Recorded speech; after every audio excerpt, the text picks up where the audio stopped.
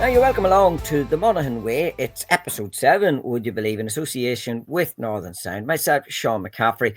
I'm delighted to say you'll see on the screen alongside me here this afternoon. I'm joined by our regular GA commentator for all things Monaghan, Fergal Monaghan, and I'm going to be coming across to Fergal in a moment or two. But just a reminder to you again, and indeed to thank you for catching up with all our previous episodes. You can do so on YouTube on the streaming platform there. Indeed, you can follow the podcast link for it on Spotify and your Apple platforms, and indeed any of the platforms that you pick up on your podcast. But Fergal Monaghan, first things first, thanks a million for joining me this afternoon. You're no stranger, I know, to podcasting as well. You're heavily involved with the Farney Army podcast there with Jack, so you are too. So going well for you.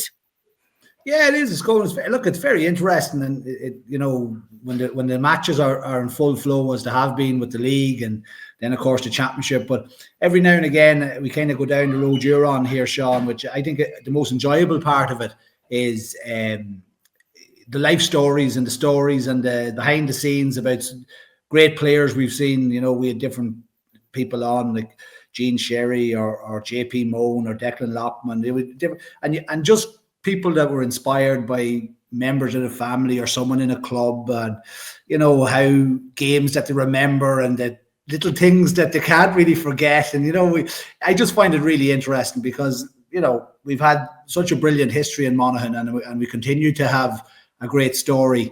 Hopefully someday we'll get the happy ending that we're looking for. We didn't happen this year, unfortunately, but we keep hoping. As I used to say, we say in the commentary sometimes, Sean, is the hope that kills you, but we'll keep hoping. Absolutely, of course. I know you have a good story, and I will be coming back to it. Your whole background with your Mahrathloon GA club, your playing days, and how you got into commentary, and that is one that I'm going to return to in later episodes. But why I've invited you on today, Fergal, firstly, I know you were in Croke Park at the weekend. I'll touch on that. You're also involved in the championship clubs draws for Monaghan taking place Monday evening at the county board meeting. At that meeting, I know you spoke to the county chairman, Declan Flanagan, and it maybe draws us back again. I suppose the element of disappointment was still there, slight hangover maybe from what occurred in that quarter-final against Donegal on Saturday. The remnants of it was still about prior to the draw taking place. And I suppose there's no better way of getting over the football.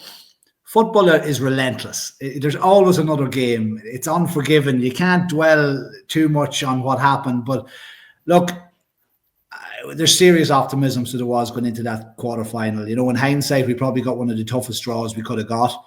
We got Donegal. And, there was just the way the championship gone, Sean, this. It's so open with 2 pointers, and you're never out of it, but you're never fully in control of a game either, as we saw at half-time with 7-point lead, and just couldn't see that second half coming the way it panned out. And credit to a Donegal team who made all the right decisions and had enough clientele and quality in the key areas to see it out. But Monaghan, played so well in that first half. And probably should have been further ahead. We went in as underdogs against this Donegal team, and we were kind of maybe thinking it's going to be a lot tighter than that. And Donegal showed why they're favourites for the All-Ireland. But Monaghan probably had a few more chances that we could have taken, probably needed to be a bit more clinical in front of goal.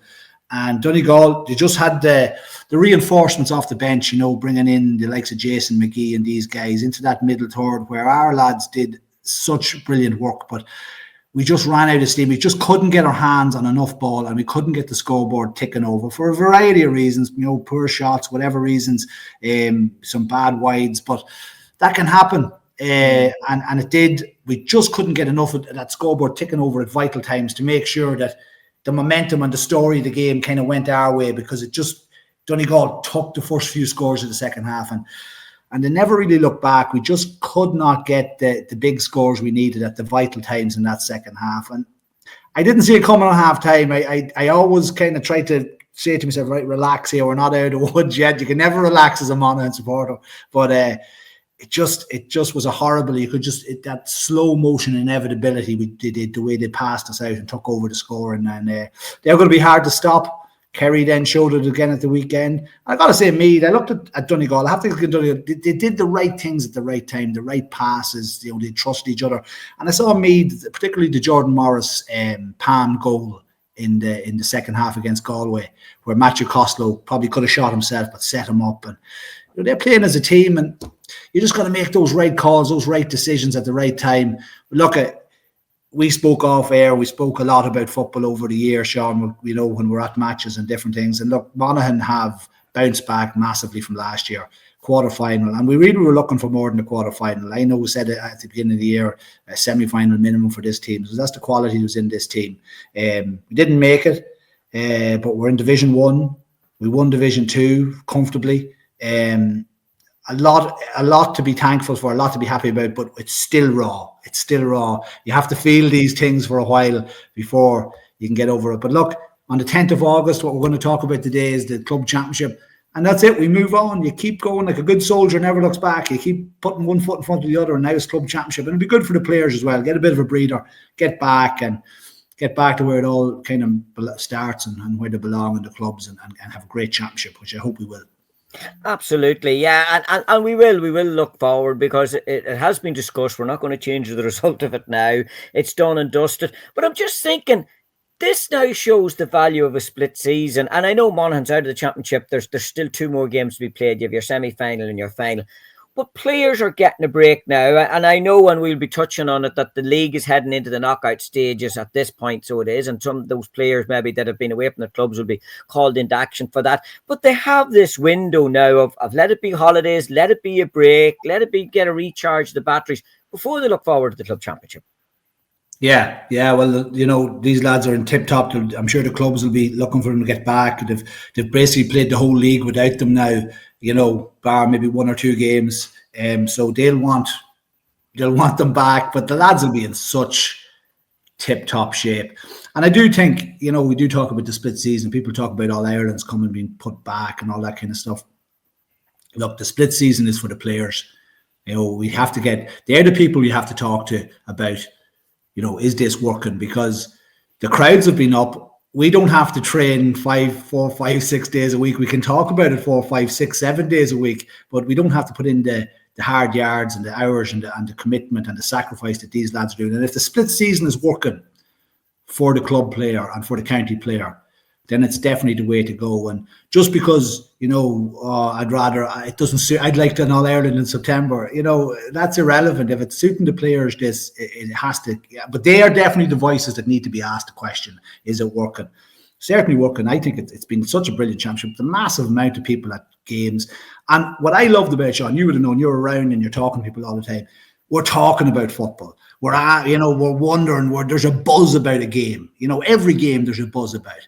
There's none of these dead games. You just kind of roll your eyes. Like once, a couple, maybe you might say the group games, but the group games threw up the spanners as well. So, but of course, in true GAA fashion, we're getting rid of them now next year. So that's gone now. So look, let's see what happens. But I think the split season is working. I think give a bit of a break to the lads getting back into this championship. And the championship's unforgiving. Like we're starting on the 10th of August, 3 weekends in a row, and that goes into September. So you've pretty much 6-7 weeks. We'll finish that 4 matches, and then you're into that quarterfinal, preliminary quarterfinal, or straight into a semi, whatever it may be. And then you might get pulled into that relegation battle as well. So it's a good format, the new championship. But I remember speaking to certain players, though, they probably need to be careful for the fixture. The fixtures might have to look in the sense that if a team qualifies for a semi-final, they might have a 4-week break or a 5-week break, whereas a team that doesn't is keeping that momentum going, playing every second week or whatever. So there's a few, nothing's perfect, but that's certainly, I remember speaking to players, last year when teams qualify very, very, and do all what's expected of them, get out of the group quickly, and then they might have a bye in the last group of games, and then another 2-3 weeks waiting for the semi-final, kind of going into a semi-final undercooked. That's a little thing. It's hard to get everything right, but that's something that did come up. I remember speaking to players last year. Yeah, and it was just the anomaly of what happened. As you said, qualified, then had their break. Maybe the last game was the game maybe that they didn't have to play, or that was their bye round, and then they had a week to wait before then they were out again, or maybe 2 weeks to wait because they had preliminaries and quarterfinals and such like to play out too. So she said there's always moving parts within it, but it's moving in the right way. You mentioned a great word, buzz, there, and as I noted after the disappointment over Sunday, even Monday around lunchtime, even though I was incapacitated, I was waiting. I was looking forward to the club championship draw. And, there's not the same bite to it because it's going into groups. But at the same time, you're interested. Who's going to be drawn against who? What way are these groups going to shape up? And to be getting it live then on Monday evening with yourself there in Clough, you could actually feel it through the room then as the names were being drawn out and the groupings were being formed. Yeah, absolutely. It was actually a nice.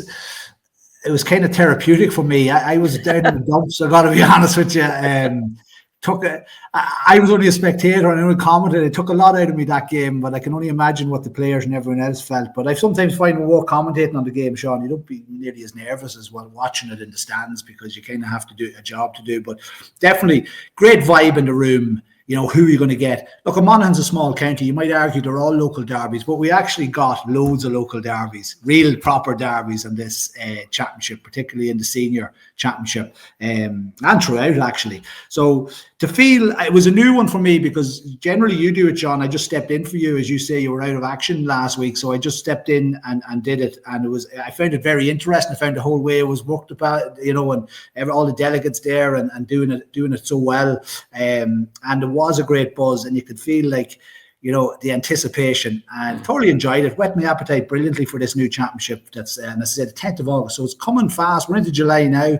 A few weeks, 4 weeks, and we're back full tilt. Absolutely, and I know teams are already turning their attention to it, particularly those maybe that the league is completed for them and their focus would be on championship. So we'll jump into it. We'll go with junior first. We'll start there and work our way up towards the top, so we will. And the junior, and the way it works in Monaghan, it's the two groups. It's probably a well-balanced championship in that you have the 30 clubs, Scotstown obviously making up the 30th club because they have a second team, they have a senior team, and then they have a junior team as well. So you have the two groups of 5. In junior, slightly different. 4 out of the 5 qualify straight in to make up the quarterfinals. So realistically, one positive result would be near good enough for you at times in the junior category in either of the groups.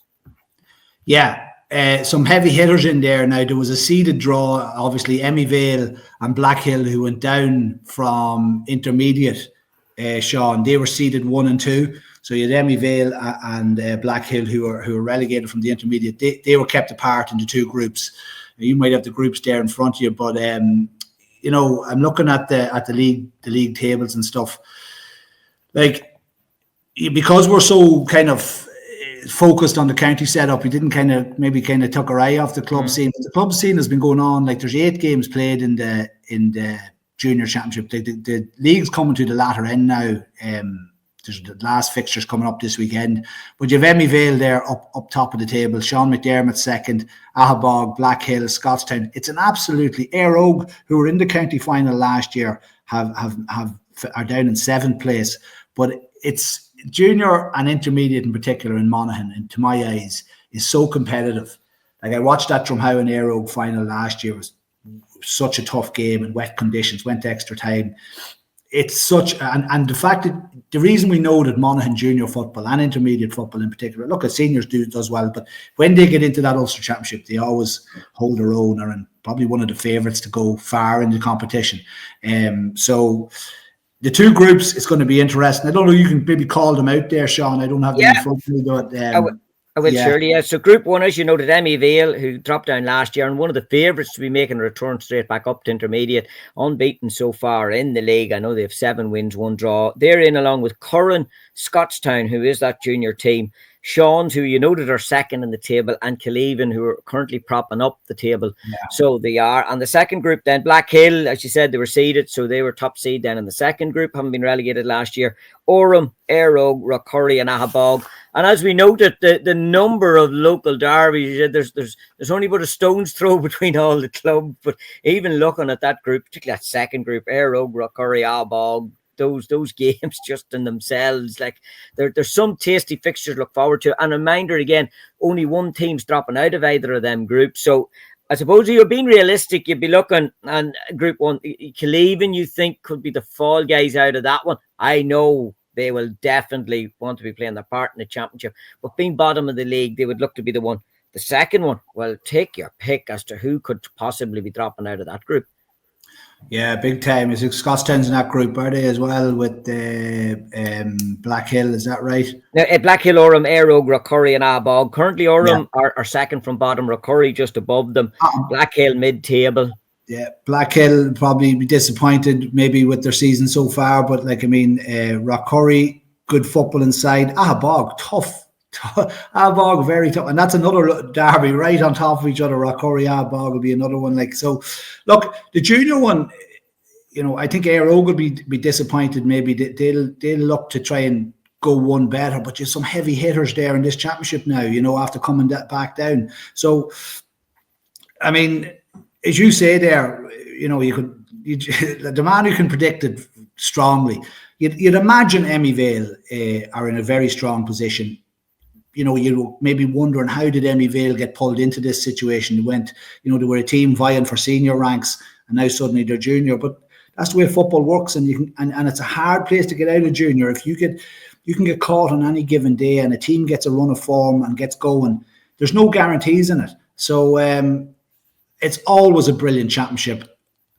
I mean, that's a Scottstown. Scottstown are there a little while now. That's that junior Scottstown team, and they've been coming close. I've been watching their results, and I've noticed that they're going down by a point or two in tight games.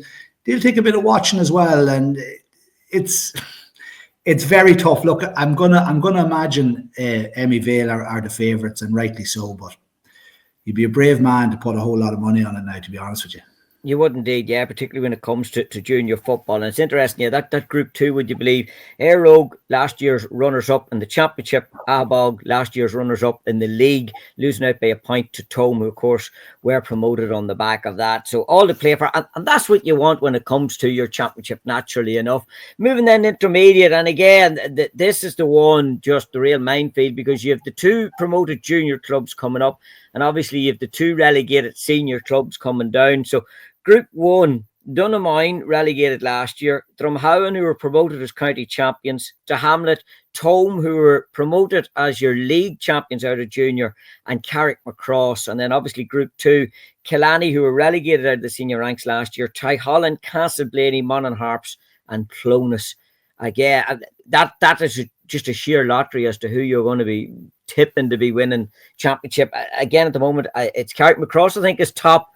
What we seen last year, those that were going well in league getting caught out when it came to the championship end of things. Absolutely, Sean. I'm just going to the league table there, but I love the intermediate championship. Probably one of the best championships in the country. I said it at the draw the other night because it's just so competitive. Like, I remember back that Killarney Carrickmacross final. I mean, Carrick went in as favourites. Killarney, after extra time, won it. And Carrick still haven't come out of intermediate, and they were hot favourites there. And as you say there, they're top of the table again.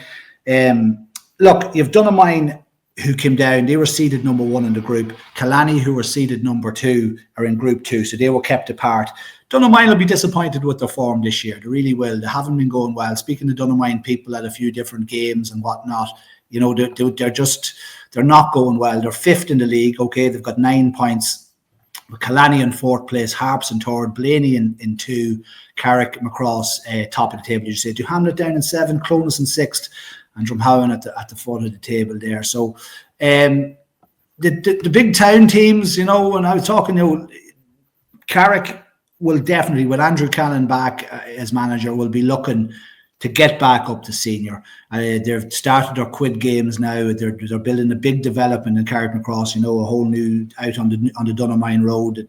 They're trying to build something and make something happen there, and getting up to senior will be a big part of their intention, I would say. Tome, struggling a wee bit. Drumhowen struggling a little bit after coming up from junior.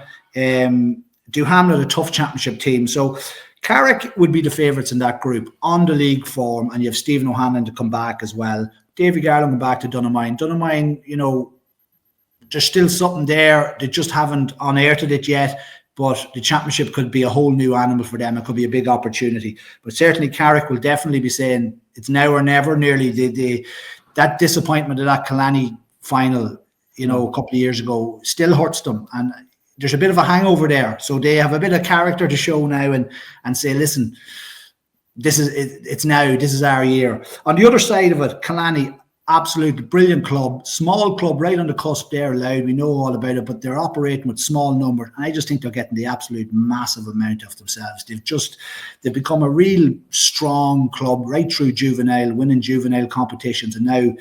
They're a formidable outfit there. They'd be well up there as one of the favourites for this championship. A lot of quality and playing as a team. There's a team there, though, who are making a comeback, playing a very nice brand of football, very young team. I think 6 of the forwards are all just out of minor, 19, 20 years of age. Castleblaney. Yeah. Might be too soon for them, not so sure, but they are buzzing. There's a lovely feel about them. They're all coming out from the minor team. There's a unity there, and they will be a difficult team to play. They're a young, fresh team. A lot of there's a good vibe coming out of Blaney, and they're building something. So whether this will be their year or maybe the following year, but if they can keep themselves going and keep that conveyor belt, they've good juveniles going as well, and there's an under 14 final actually on Monday now, Blaney and Maracloon, so I'll be keeping a tight eye on that. But they are going well. Harps, Monaghan Harps, unknown will have been disappointed with themselves possibly last year, because they are capable of winning an intermediate. Whether they can get it together and get that consistency is another thing, but they'll certainly Clonus as well into Holland. Clonus a tough team as well. In fact, like a couple of years ago in a junior championship final, Killarney and Clonus played in Annamullen in a wet, cold Annamullen, and it was Clonus who came out on top. So that can tell you, like, there's no gimmies here.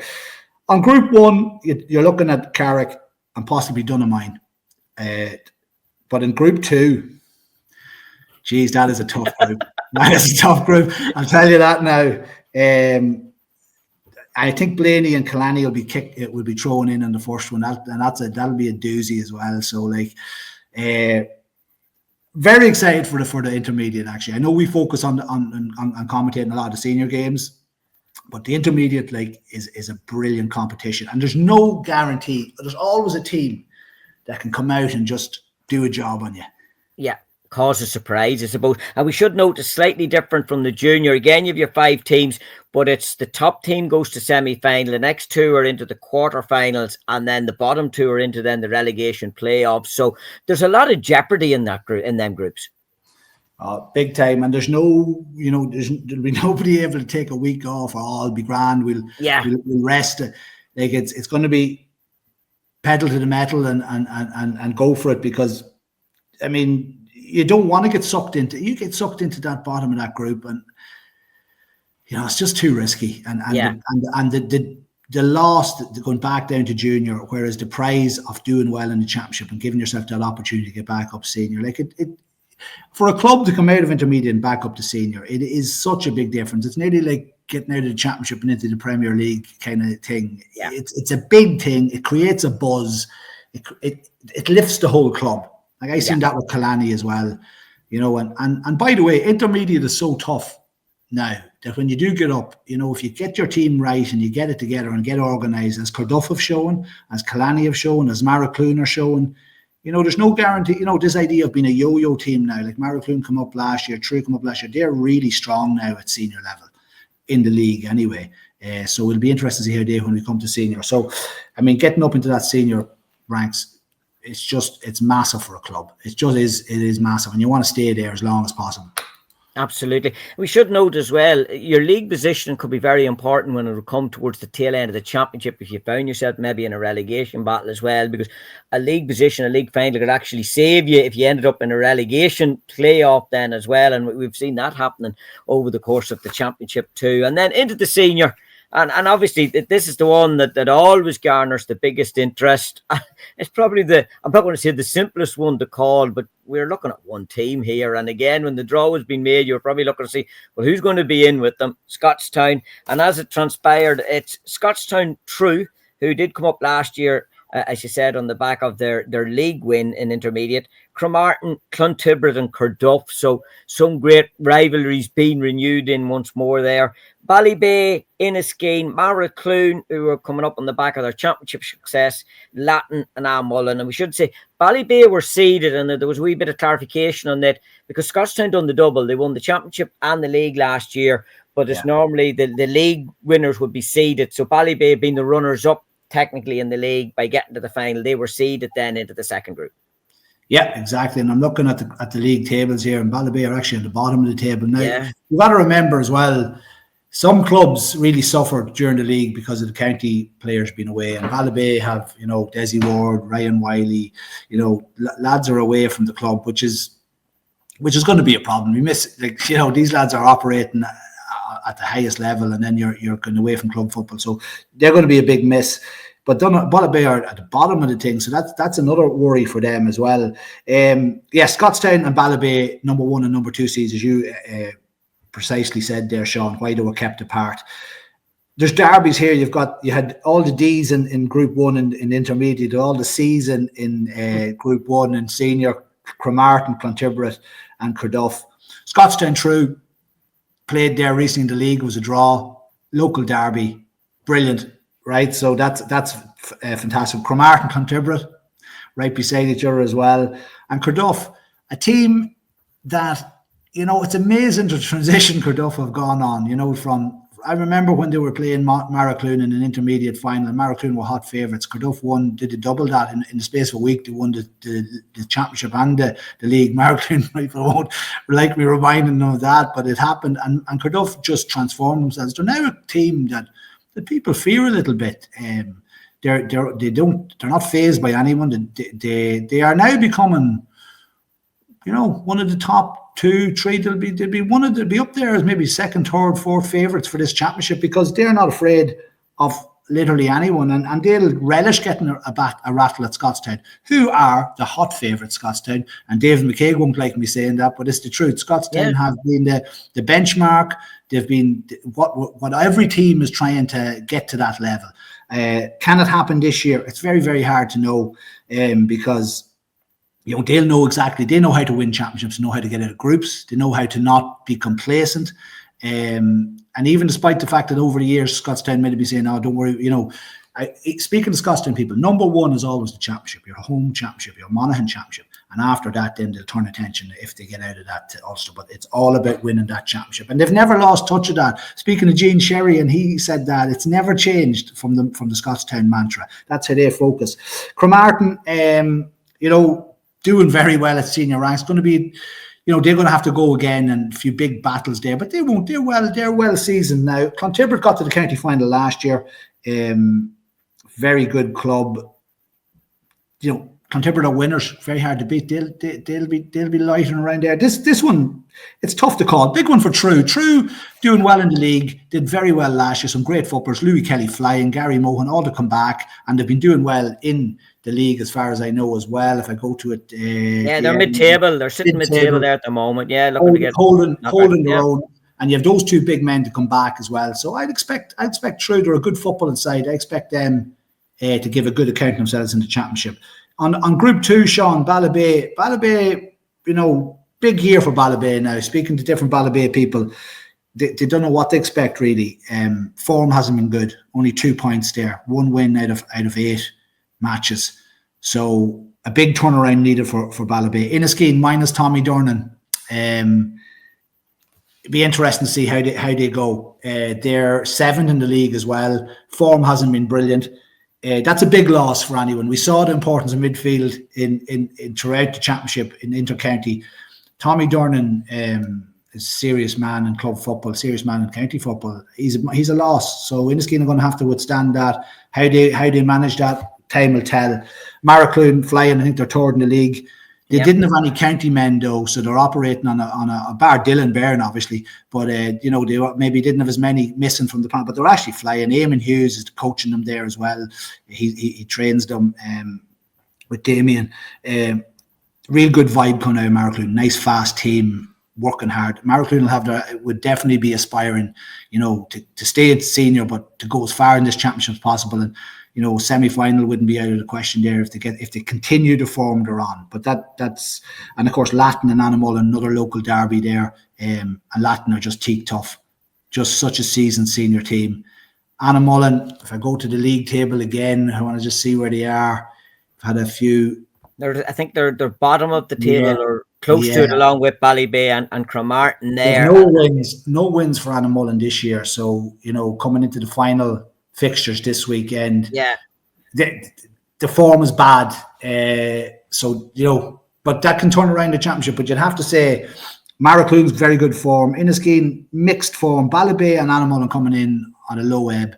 Can the championship kickstart, and can the Micheál Bannigan coming from back for Anamullen? That's going to be like, how important is that going to be? A leader on the county, leader in the club, he's going to be massive. And Ballybay getting their men back as well, so that'll transform things a bit in this. But certainly Scottstown are the team. If it's the Tour de France, I think, starting now, and they're out in front. The rest of the peloton are chasing the yellow jersey or the blue jersey in this occasion. But I expect Scottstown to be there. I think it's a big year for True. Marty Woods is talking to him over True. I think True can build on last year. I think they'll want to be knocking on a semi-final door. I think on the other side, Ballybay, Inniskeen, I think Maracloon will make a semi-final. That's not my Maracloon head. I think they can do it. I think that would be massive. I think Carduff are going to be there. I think Carduff are a really, really formidable outfit. And with Jason McGee, we saw what he was like. And he's playing with them this year. 6'5". I was standing beside him in Clonus there when Monaghan played Donegal. Donegal were coming in to warm up. I'm not small, but I was looking up at him. I was looking up at him like a child. So he's a big man around the middle, and he'll add a lot of stuff, a lot of quality around the middle. Now, if Carduff get enough scores, that's the question. But that's they'll be set up in such a way that they'll get the best out of themselves. So wide open in that sense. Scottstown the team to beat. There's no point pretending. I think Inniskeen have a few questions answered with the loss of Tommy. But they've been a form team. They've been pretenders to the throne for a good while. And Clontippert, of course, they're thereabouts as well. So I'm going to go like Scottstown, obviously, on my team. They're the ones to beat.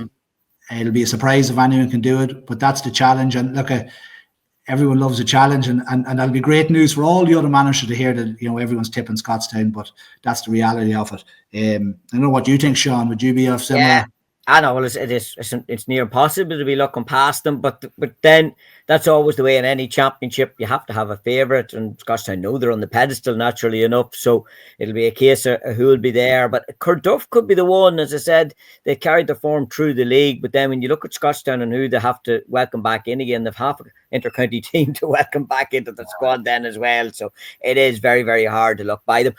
But the great thing is, Fergal, and we'll be wrapping up on this, this is what's going to be the topic of conversation for the next couple of weeks. Yes, we have the final round of league games. We'll have a couple of knockout games to be played. The league finals then normally take place normally after the championship. It all comes down in regards to what way things is, maybe with relegations, promotions and such like.